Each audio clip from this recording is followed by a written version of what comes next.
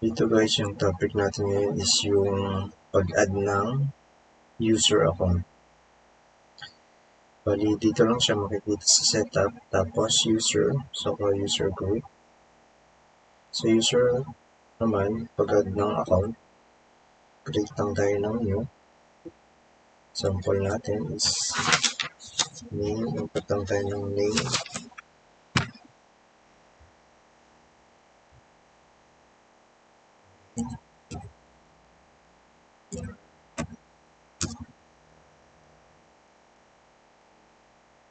Job title niya is yung FO. Department, FO.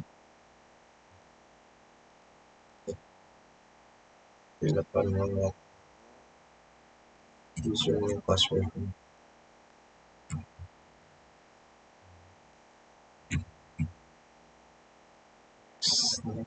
Okay po, hindi naman kailangan fill upan. Ito lang yung importante. Save lang natin siya.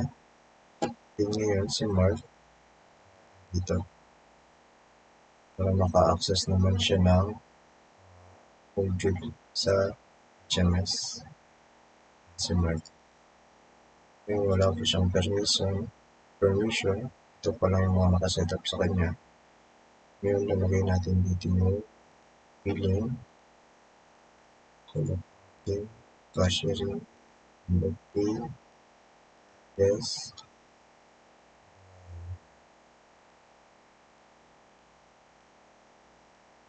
Access na yung FO yan.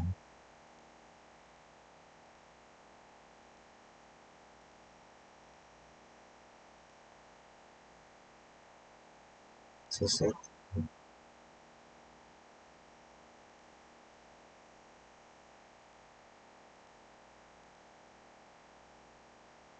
Then pag may alisin kayo, click nyo lang po.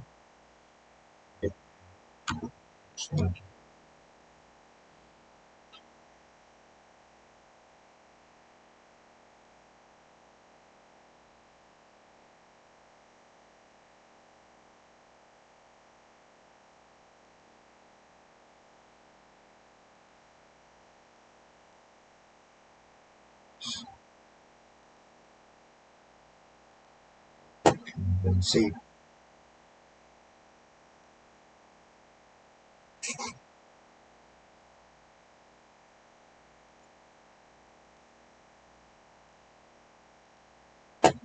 And then testing na natin yung account na ginawa natin.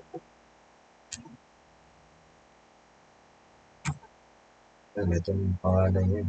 Ito na siya. Then, sa pag-add ng account,